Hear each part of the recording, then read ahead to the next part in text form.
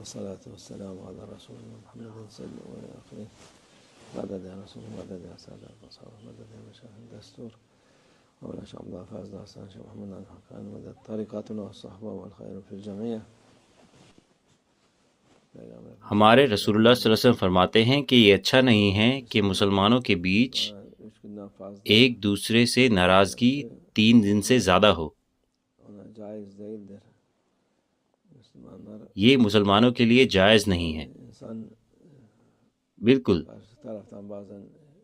کئی دفعہ لوگ دوسروں سے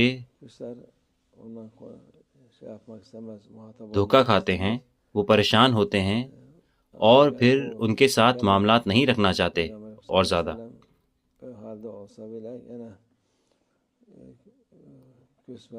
حالانکہ وہ اس طرح کے حالات میں ہیں، ہمارے رسول اللہ صلی اللہ علیہ وسلم پھر بھی یہی کہتے ہیں کہ ناراضگی نہیں ہونی چاہیے.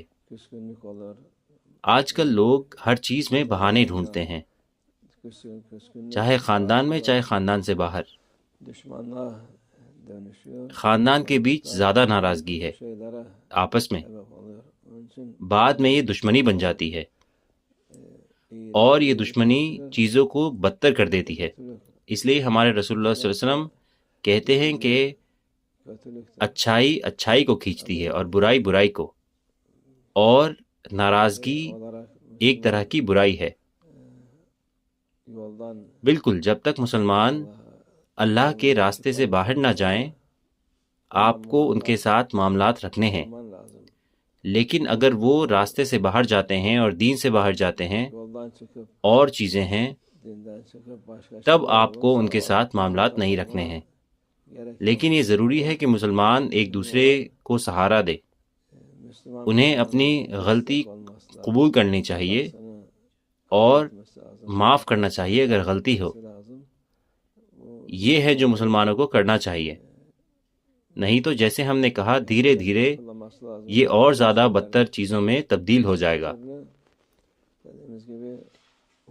اور زیادہ بدتر چیزیں ہوں گی اگر یہ اکٹھی ہوتی جائیں گی. بیکار کی چیزیں ہوں گی.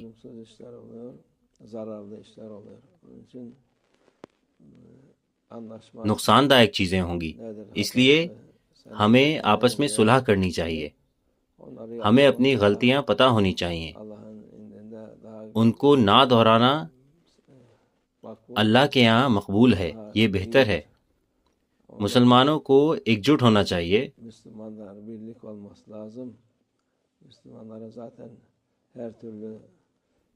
مسلمانوں کے پہلے سے ہی ہر طرح کے دشمن ہیں، تو یہ جائز نہیں ہے کہ وہ ایک دوسرے سے برائی کریں، ایک دوسرے کے دشمن ہوں. یہ غلط ہے، یہ ان کے لیے نقصان دائک ہے اور جو ان کے آس پاس مسلمان ہیں ان کے لیے بھی. اللہ ہماری حفاظت فرمائے. اللہ ہمیں شیطان کے شر سے بچائے. شیطان کا شر بڑا ہے، اللہ ہمیں اس شر سے بچائے.